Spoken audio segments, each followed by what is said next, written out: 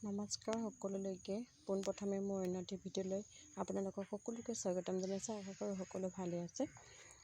যিহেতু ঢেঁকী বহুত বছৰ মূৰত দেখিছোঁ, আগতে সৰু থাকোঁতে দেখিছিলোঁ আৰু আজিকালিতো প্ৰায় নোহোৱা হৈ গৈছে ঢেঁকী। ঢেঁকীত খুন্দি অৱশ্যে ভাল লাগে। বহুত বছৰ মূৰত আচলতে ঢেঁকী দিছোঁ যে বহুত ভাগৰো লাগিছে, ভৰিখিনি অকণমান বিষাইছে। এফালে বাহঁতি ঢেঁকী দি আছে আৰু মই এফালে পিঠাটো বঢ়াই আছিলোঁ। আৰু যিহেতু আমাৰ ওচৰৰ পেহী এটাৰ ঘৰত সকাম পাতিছে, তাতে আমি গৈছিলোঁ, তাতে দেখিছোঁ বাৰু ঢেঁকী। আৰু দেখাটো নাই, ইমান বছৰ হ'ল, প্ৰথম দেখিছোঁ, ইমান বছৰ মূৰত দেখিছোঁ। ঢেঁকীও দিছোঁ, ভাল লাগিছে ঢেঁকী দি। সেইফালে দেখিছেনে, মই ঢেঁকী দি আছোঁ আৰু মোৰ মইনাও ঢেঁকী দি আছে, মোৰ লগত অকণমান সহায় কৰি দিছে। খুব ভাল লাগিছে, খুব ভাগৰো লাগিছে, ভৰি বিষ হৈ গৈছে বাৰু।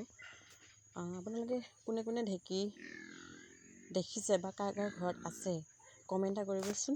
আৰু ঢেঁকীত যিকোনো খুন্দিলে মানে ধান হওক বা চাউলৰ পিঠাই হওক, খুব ভাল লাগে খাই, নহয় জানো? কোনে কোনে খাই পাইছে কমেণ্ট এটা কৰিব, আৰু ক'ৰ পৰা চাইছে মোৰ ভিডিঅ'টো কমেণ্ট এটা কৰিব।